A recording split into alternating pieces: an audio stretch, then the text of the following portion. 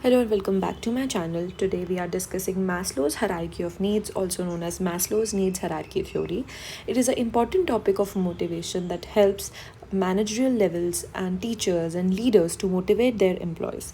Abraham Maslow, a psychologist, introduced hierarchy of needs in 1943, and according to him, human needs are arranged in a sequential manner or in a hierarchy that starts from the basic need at the bottom and the higher psychological or self-fulfillment needs that stands at the top.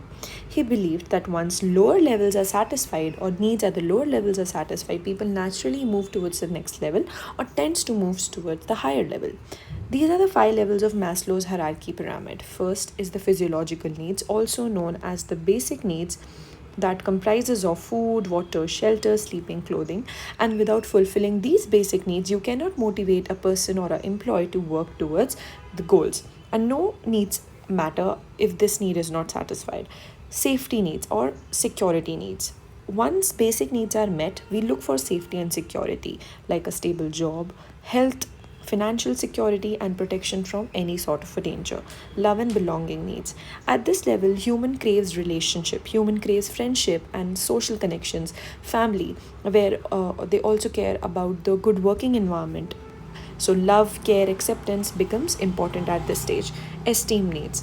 Here we want respect, recognitions, and achievement. It includes self-esteem that leads to increase of confidence and makes you feel independent, and the esteem from others. You demand status or you appreciate applaud from people, or you want them to appreciate your work and whatever you have done. You need a recognition, a proper recognition.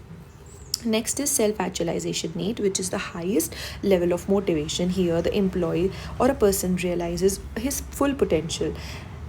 The creativity, personal growth, passions, and becoming the best version of yourselves becomes their major priority, or what gives them highest level of motivation. So these are the basic five hierarchy needs that should be satisfied so as to motivate an employee to work towards a goal, or so as to motivate an employee to move towards the particular target or a goal.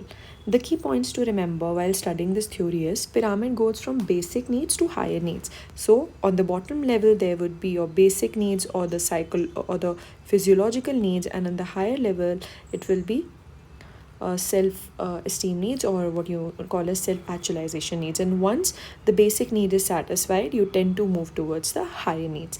Needs are not strictly step by step. People sometimes may pursue higher level of need even if the lower levels are not met. Some people do not actually work for uh, you know love, belongingness, or affection, but they directly want self actualization, or maybe they will crave more appreciation or whatever, applaud for their work or recognition for their work. So even if the lower level needs are not satisfied, people still tend to move towards the higher need. It helps managers, teachers, and leaders to understand how humans are motivated and what factors should be inclusive in their motivation technique so that the employee can work on his or with his full potential.